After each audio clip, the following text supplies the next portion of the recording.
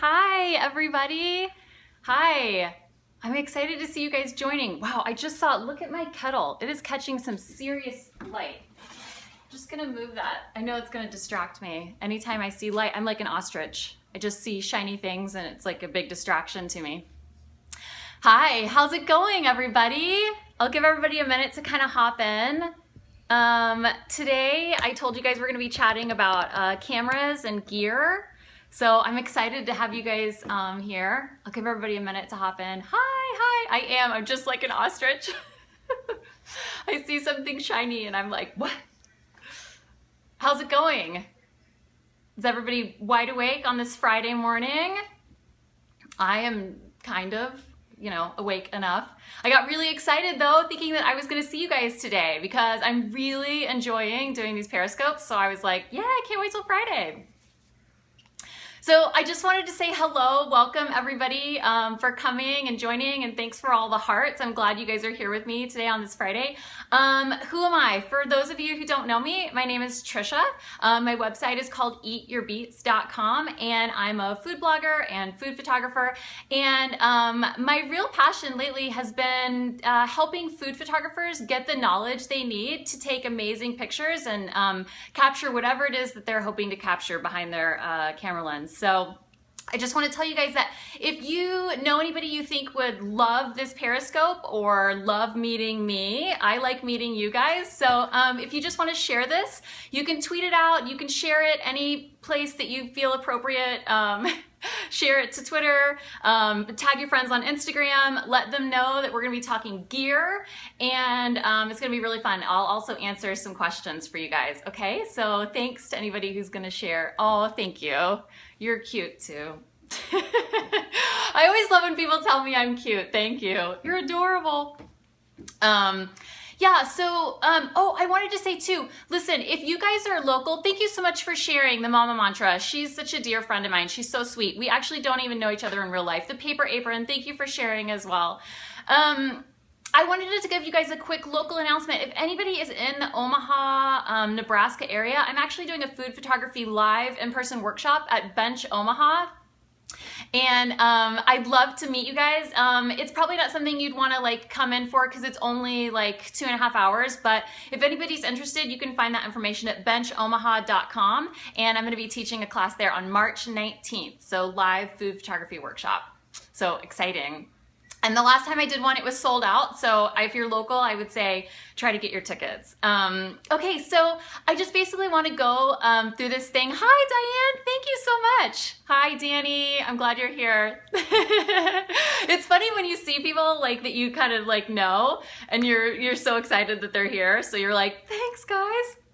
So basically, I'm going to give you guys 3 super great tips on finding your camera. And spoiler alert, if you were hoping that I was going to tell you a model or a brand of camera to buy, I'm not.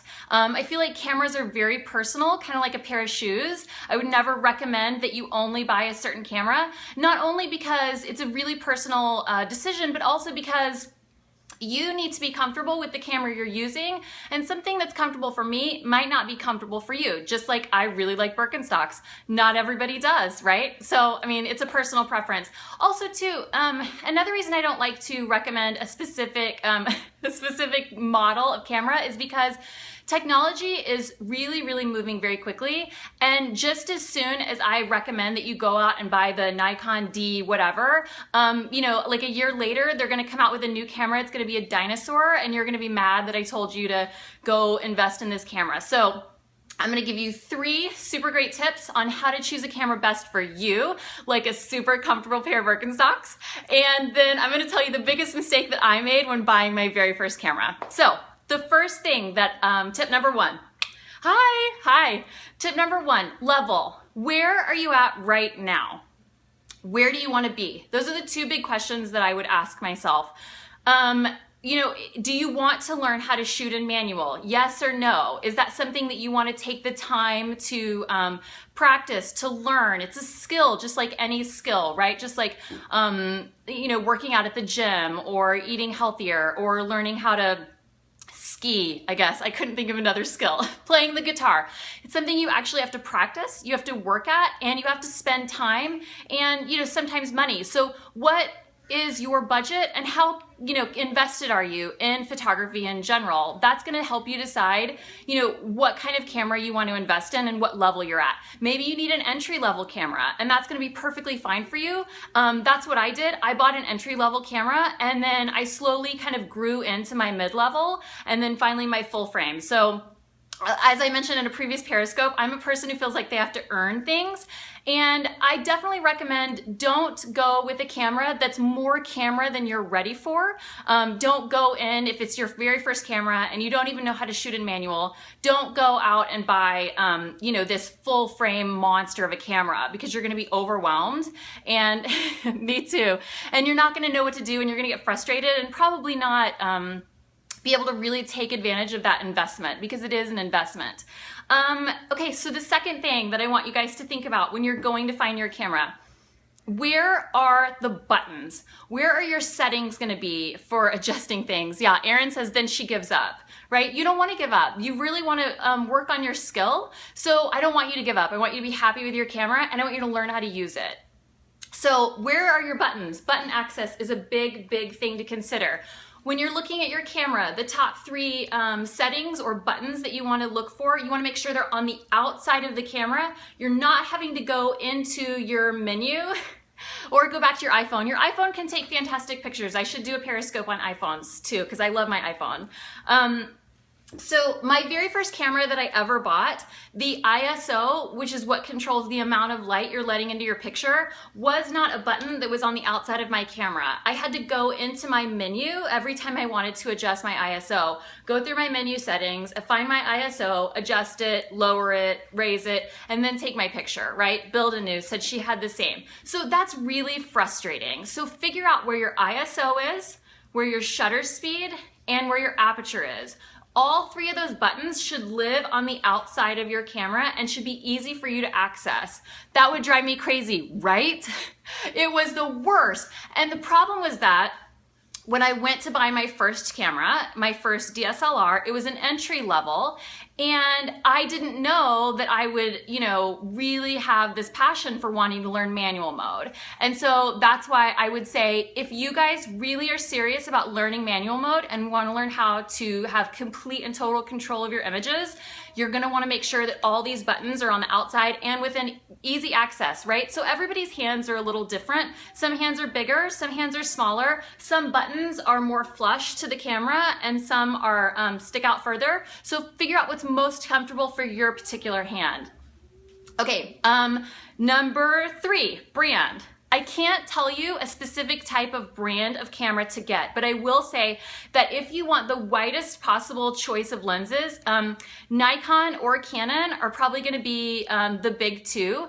And while they do have a huge array of lenses, right? I mean, you can invest the whole whatever kit caboodle, taco stand, whatever. You can invest it all in lenses and glass if that's what you want.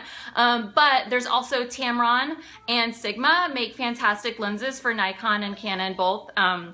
So other great options. So as far as brands, you know, a lot of people also are into Sony's or Fuji. As I said, I'm a Nikon girl. It's what I started with. And the reason that I did that is because my very best friend had a Nikon. She was the one teaching me, so it only made sense to get something that made sense to her, right? So if you have a friend maybe who has a camera that is willing to teach you manual mode or is willing to invest some time with you, that's definitely something that you should check out. And then I would say also get yourself to a camera store. Typically, you know, people in camera stores are really fantastic. Can you show some of your work? Yeah, sure. You can head over to my website, eatyourbeats.com, and actually I have a whole gallery of my work. So eatyourbeats.com/food photography, and you'll be able to find a lot of my images that I post there. So when you go to a camera shop, if you want to get your hands on an actual camera, that way you're able to feel not only the weight. So like, for example, this is my full frame D800 and it is a brick. It is such a heavy camera, but I'm quite comfortable with it now. They came out with the D750 shortly after.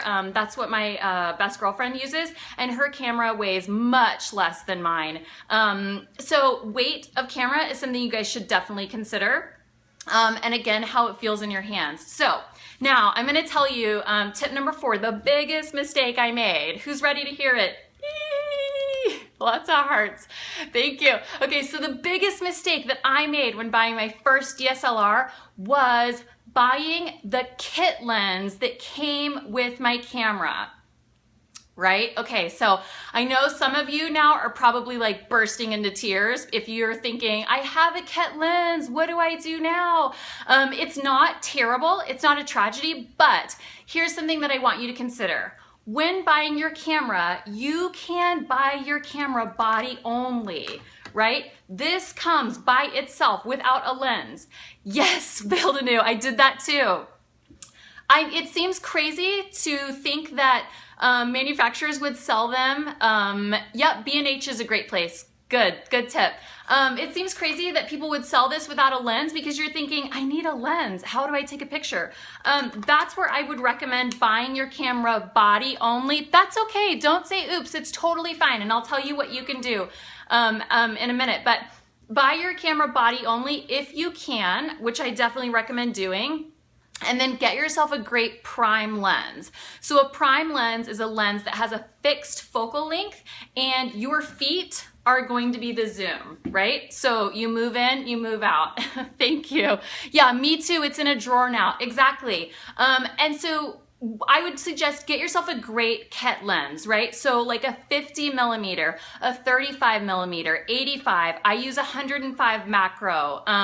Any prime lens that's gonna have a fixed focal length is a great place to start, and it's also great for learning manual mode because that first camera that I bought with the kit lens that seemed like such a great deal, when I was trying to learn manual mode, every time I would zoom in and out, it would change the settings on my camera. If you're trying to learn manual mode, you don't want your camera working against you, changing your settings, right? So what a pain, that's the worst. So anyways, those are my 3 tips. My biggest mistake that I made, and if you guys have any questions, I'm happy to answer any questions for you guys. But I wanted to tell you too, listen, I have a freebie for you. So here's your freebie. This is, thanks. This is food photography tips and tools for you guys. So if you want to check this out, it's eatyourbeats.leadpages.co/food-photog-tools. You guys can take a screenshot of this. I know some of you guys are super clever, technical. Take a screenshot of this, head over to this website, and that's where you're gonna get my 4 tools for food photographers. And I'll put it back up if you wanna take another screenshot. Yep, a lot of people hopped over and got this resource last time. It's just a super quick download that's gonna give you 4 tools for food photographers. So I'll do about 5 minutes if anybody has questions. I'm happy to answer questions for you guys. I felt like I had a secret password to a VIP club. You did. You did. Speaking of secret places, what's the site for the workshop again? For the live food photography workshop I'm doing, it's bench, like what you'd sit on, benchomaha.com. The fixed lens would be just for learning and then food. Actually, I only shoot with a prime lens. I don't shoot with a zoom lens at all. Thank you so much. Perfect. Yep. Thanks, Erin. So I only shoot with a prime lens. I don't ever shoot with a zoom unless, like, I do have a Tamron zoom that's 28-75. So if I'm shooting my kids' sporting events and I'm super far away and they're playing soccer, I'll use my zoom. But otherwise, I only shoot prime. Prime is all I shoot. It's just a matter of preference. A lot of people are super big fans of the Nikon 24-70. I don't have the cash to invest. Yes, Ink and Indigo. A prime lens is a fixed lens. Yes. Build a New says, I only use prime 2. Yep. So that's the only lens I use. And like I said, when I had my, my mid-level camera, I had a 35mm, and that was a super great lens, and that's the majority of what I shot when I first started my blog. Which prime to buy first? That's a good question. I would say that you're an old 35mm dinosaur. You're not.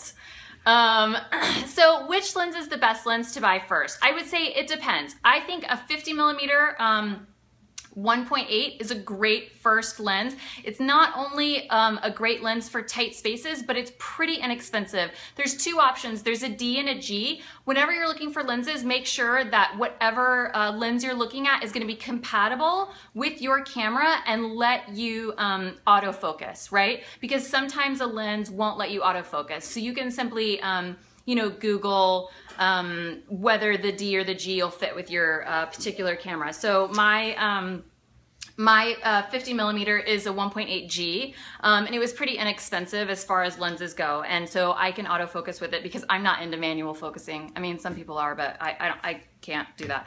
So I'd say a 50mm or a 35mm. Those are both great starter lenses.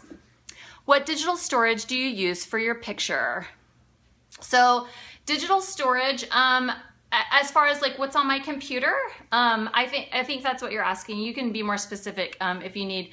I keep all of my, I'm a Mac, Apple person, so I keep all of my everything. I don't keep anything on my actual computer. I keep everything on an external hard drive, and that's where all my stuff lives. And then I also do off-site backup through CrashPlan. So they store everything that's on my computer if anything happens to be there. Or, yep, so somebody says they use that too. So, or my external hard drive, that's where I keep everything. So I don't keep anything on my computer because I shoot in RAW. My files are very large and I don't want to bog down my computer. So, anything else? CrashPlan, online backup. Yep, yes. That's what I use for sure. And I'll tell you why. I didn't use CrashPlan up until this past year, and it was because I thought everything was totally fine living on my external hard drive, and I took my external hard drive and I dropped it on my wood floors. I mean, literally just, it fell 2 feet and it was destroyed. And every image I had taken, almost every image I took in 2014, I lost. So that was devastating. So now, do I use Lightroom? Yes. Easy to learn editing software. I definitely say Lightroom all the way. I've always been a fan of Lightroom. I think it's user-friendly and very easy. Do I shoot in JPEG or RAW? I shoot in RAW. I don't like the camera having control over the colors of my image. I like to have complete control over not only what they look like when they come straight out of the camera, but what they look like in the finished process. So I only shoot in RAW. Somebody said, do I print my photos? I don't. I'm pretty bad about that, but I think it's just because, I don't know, would anybody want like pictures of carrots? I don't know. Great place to learn Lightroom. Yeah, like I would say, you know, my best friend Courtney has a food photography blog, clickitupnotch.com. There's lots of tutorials over there. I think for Photoshop as well, but definitely for Lightroom. In my ebook, Eat Pretty Things, I actually have a handful, I think there's 8 editing videos, so over 30 minutes worth of editing videos showing you the basics of Lightroom. So like standard import, standard export, cropping, spot removal, stuff like that. So that's a part of my ebook. But yeah, in general, I think Lightroom is very easy to use. She sends out via email great photography tips too. Thank you. Yeah, and so like also Rainy Day Bites mentioned, if you opt into this little freebie and you confirm yourself on my email list, you will get weekly food photography tip emails from me. And I also I also send out the replays of this video. So Ink and Indigo says I need a nanny. Yeah, well actually, I mean, I would say just practice shooting on anything. You guys know what it's like here. Arthur's quiet right now, but typically it's chaos running around. So you just got to shoot whenever you can, right? Thank you. I'm so glad. Loving your ebook. Thank you. That's really sweet, Paper Apron. I'm glad. I'm glad. And you guys, I just finished and wrote everything for my new resource. It's going to be all about low light food photography. So hopefully I'll be able to like release that to you guys in a couple weeks. I'll be excited. I might tell you guys first on Periscope. Maybe. Any other questions? I'm so glad there's so many of you guys here today. Hearts, hearts, hearts, hearts, hearts. Yay, awesome. I should, right? I should release it just to you guys first. Yeah, maybe I will. Any other questions I can answer on gear or lenses or shooting or storage? Anything? I've hit about 20 minutes, so I don't want to go too long. What's the name of my ebook? It's called Eat Pretty Things, Your Guide to Food Photography. And you can find it on, thanks, my emails are the best. You can find it on my website, eatyourbeats.com, and it's under my ebook, or eatyourbeats.com. Eat Pretty Things. I do. Somebody just asked about, thank you, have a good weekend too, thank you. I do use an SD card, so, and I don't know what size it is. I'm sorry, because it's actually in my, it's in my computer. Will I be offering mentoring? I don't know, maybe. What kind of mentoring do you want? If you're more specific, I can see, because yeah, I would be into that. Future scope on Lightroom? Sure, yeah, I could definitely do a scope on Lightroom. That'd be really fun. Somebody else asked me this morning, I'll answer that question. Kimmy Gibbler, isn't that from Full House? That is a cute name. Do you have issues with how your photos are displayed? I don't. I don't have issues with how my photos are displayed. I export. I could do a tutorial, or not a tutorial, a Periscope. If I have like, if I do a Lightroom edit, I could show you how I export my images. And then you guys could see. I don't have issues with what my images look on my website though, no. Sometimes I have issues with how they look if I upload them to Facebook or I put them on Instagram. I'm like, that's not what that was meant to look like, but whatever. Sometimes the different formats or different mediums. Mine get a bit blurry. I would say if your images are blurry, you're probably not exporting at a big enough file size. That would probably be the first thing that I would think is happening. Somebody asked something. Do you open your photos initially in iPhoto? I do not. No, I don't. Everything goes straight into Lightroom. So I put my card in the side of my Mac, open up Lightroom and do an import straight to there. And so, like, I don't know, a lot of you guys may know or may not know, Lightroom does not hold your images. Your images live wherever whatever hard drive you've chosen to put them on. So Lightroom is just a way of viewing and editing. What about offering group lessons, video, private Facebook group? Yeah, maybe, yeah, for sure. I mean, I'm definitely open to a lot of these ideas if you guys are, you know, eager to learn and all that. You know, like I said, I do have a full resource on my website. Eat Pretty Things is my ebook, and I talk about manual mode and choosing your prop closet and styling, the 3 big tips that I use for styling my pictures. I talk about natural light, where to place your subject, Lightroom, editing. Love that you're scoping on this. I love like hanging out with you guys. It's super fun. It's super interactive and super fun. So thanks for all the hearts. I see them flying up in the air. Okay, so if anybody doesn't have any more questions, who are some of your favorite food bloggers? Eep, you put me on the spot. I have a long list. I'm a super huge fan of Beth Kirby. Like, I'm like a super big fan of Beth Kirby. Like I get like flushed, like just thinking about her photography. Yeah, I'm a super big fan of hers. I have to stop saying that now because it's starting to sound weird. But I actually have a lot of really great photographers that I'm influenced by. I should do a whole Periscope on that. Yeah, people that I really like, and you should follow them on Instagram. So, okay, you guys, thanks so much. I'm so glad I got to chat with you guys. If you're on my email list, I'll be sending the link to this video. I'll put it up on YouTube, and I'll send a link to you guys probably tomorrow morning. Okay, bye.